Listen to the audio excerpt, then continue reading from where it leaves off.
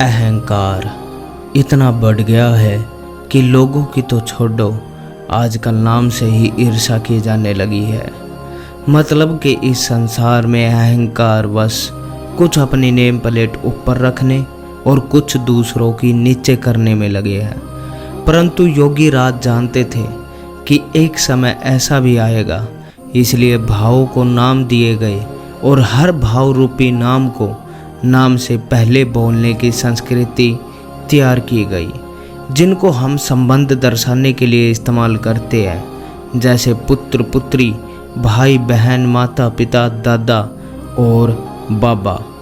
परंतु सब इसी प्रकार चलता रहा तो प्रलय बहुत दूर है, इसलिए भाव भी धीरे धीरे खत्म हो रहे हैं।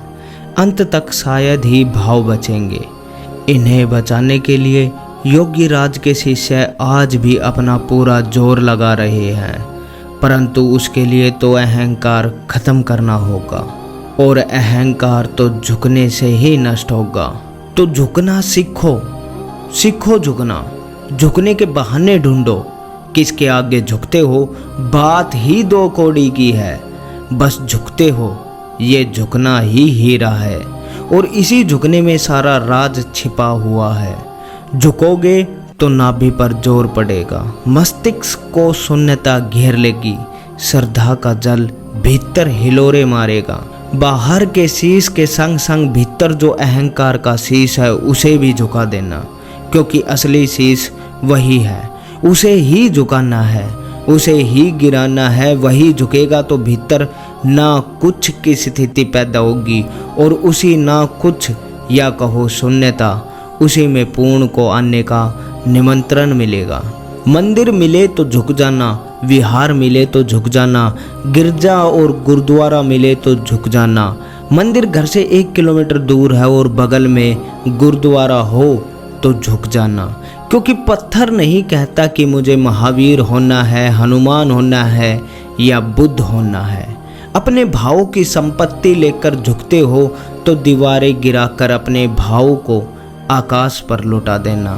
फूल का स्वभाव है खिलावट, वो अपने अंतस में ये भाव रखकर नहीं खिलता कि मुझे रविदास पर चढ़ना है या कि शिवालय में। वो सभी के लिए खिला हुआ है, बेशर्त खिला है। बस ऐसे ही बेशर्त झुक जाना, अहो भाव से झुक जाना। बस अपने को पिघला कर प्रभु की मूरत पर अभिषेक कर लेना। एक बार अपनी पूरी समग्रता में झुक जाना, सारे प्राण इकट्ठा करके झुक जाना।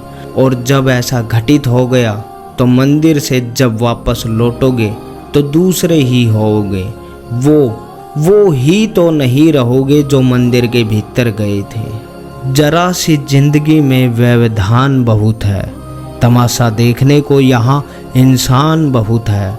खुद ही बनाते हैं हम पेचीदा जिंदगी को, वरना तो जीने के नुस्खे आसान बहुत है। जय बामणिया नरेश की।